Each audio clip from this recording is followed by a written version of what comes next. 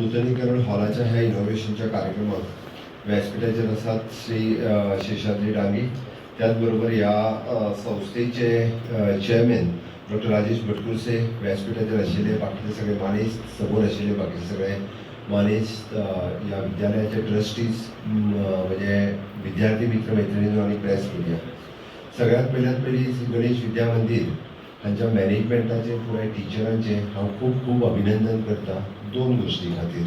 सगळ्यांनी नेटान ताळयो वाजोवनी पयली अभिनंदन करता.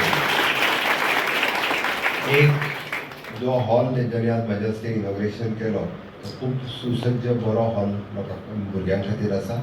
आनी दुसरें सगळ्यांत म्हत्वाचें म्हणजे आमी जाका म्हणटा की नॅशनल एड्युकेशन पॉलिसी किंवा NEP न्यू एड्युकेशन पॉलिसी 2020 ह्या दोनूय खातीर शिशु वाटिकेंतलें शिक्षण कशा पद्दतीत रोल मॉडेल आसचें, म्हणजे तें आंतरशिक्षण आनी बाह्य शिक्षण, जेका आमी म्हणटा की पूर्णता पंचकोश डेव्हलप जावपी शिक्षण, पंच ज्ञानेंद्रिय डेव्हलप जावपी शिक्षण, जे सातत्यान पंच ज्ञानेंद्रियांचेर भर दिनात. आज आमी पळयता फक्त पाठांतर किंवा भोकमपट्टी हाजेरूच जो भर दिता तो न दिता म्हणजे पंच ज्ञानेंद्रिय ही महत्वाची आसा. म्हणजे जाका आमी म्हणटा की दोळे आसतले, जीभ आसतले, स्कीन आसतली, वास आसतलो, कान आसतले, ही पंच ज्ञानेंद्रिय आहा ही जागृत करप ही अत्यंत गरजेची आसा.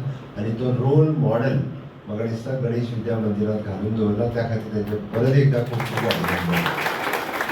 आमच्या नॅशनल एड्युकेशन पॉलिसीचेर आसपी दोन मेंबर म्हणजे अनिल सावंत सर, कांता पाटणेकर सर दोगूय जाण हांगासर आसा.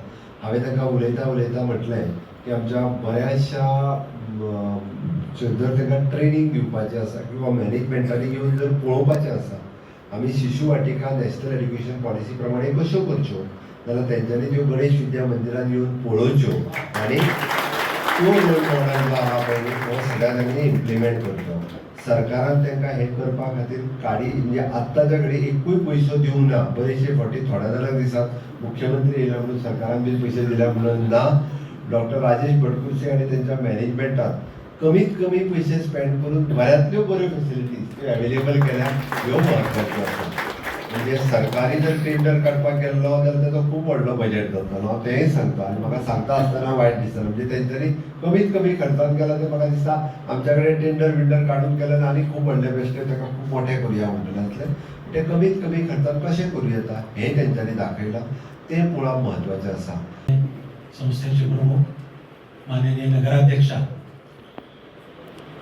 विद्या प्रतिष्ठानच्या वतीनं चालवल्या जाणाऱ्या गणेश विद्यालयाच्या इमारत हस्तांतरण व पूर्व प्राथमिक शिक्षणाच्या सुरुवातीसाठी आपल्या सद्भाग्यानं लाभलेले मुख्यमंत्री जे विद्याभारतीचंच काम करत होते, आत्ताच त्यांनी सांगितलं ही अत्यंत आनंदाची गोष्ट आहे. देशभरामध्ये शिक्षणाच्या माध्यमातून होणारं जे परिवर्तन आहे त्याचा एका अर्थानं श्री गणेश हा गोव्यातनं होतोय. पूर्व प्राथमिक शिक्षणाचं बळ काय असतं हे अनुभवता येऊ शकेल. मातृभाषेतल्या शिक्षणातनं त्याला जी बळकटी मिळणार आहे आणि परिवर्तन होणार आहे. भारत केंद्रित शिक्षण असं आपण म्हणतोय, त्या भारत केंद्रित शिक्षणाच्या माध्यमातून देशाची परिस्थिती बदलवण्याची क्षमता या नवीन राष्ट्रीय शैक्षणिक धोरणात आहे. त्याचं यशस्वी क्रियान्वयन करण्याची जबाबदारी सर्व शिक्षक मंडळींची आहे. त्यांच्या पाठीशी संस्था उभ्या राहतील, शासन प्रशासन उभं राहत आहे आणि हा जो बदल होतोय या बदलाचं आपण सर्वांनी मिळून जर स्वागत केलं तर देशाची प्रगती होण्याची गती वाढणार आहे. ज्या परिश्रमानं आपण हे सर्वजण केलेलं आहे त्याचं फळ जर लवकरात लवकर आपल्याला मिळवायचं असेल तर हे नवीन राष्ट्रीय शैक्षणिक धोरण यशस्वी करणं ही सर्व समाजाची जबाबदारी आहे. शिक्षणातनं क्रांती करायची आहे आणि ती क्रांती यशस्वी करण्यासाठीचं साधं टूल आहे. भारतीय दृष्टिकोनातनं भारत केंद्रित शिक्षण नव्या पिढीला मिळालं पाहिजे.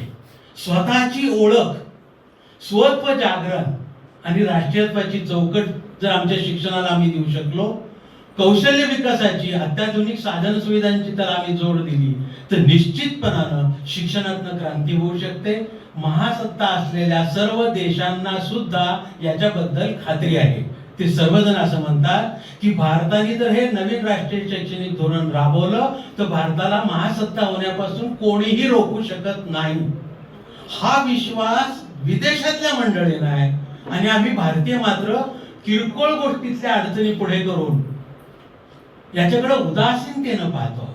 कर्तव्य भावनेनं पाहिलं तर मला असं वाटतं की नवीन शैक्षणिक धोरण ज्या उद्दिष्टाने आलेले त्या उद्दिष्टाची पूर्ती करण्याचा प्रारंभ श्री गणेश विद्यालयातनं होतो आहे, याचा आम्हाला अभिमान आहे. माननीय मुख्यमंत्र्यांचं मी या ठिकाणी धन्यवाद देतो की त्यांनी वेळात वेळ काढून या कार्यक्रमाला उपस्थिती लावली आहे. आपल्या आनंदामध्ये ते सहभागी झालेले आहेत. सर्वांना शुभेच्छा देतो आणि या ठिकाणी थांबतो. धन्यवाद. Subscribe Prudent social media channel and press bell icon for latest notifications.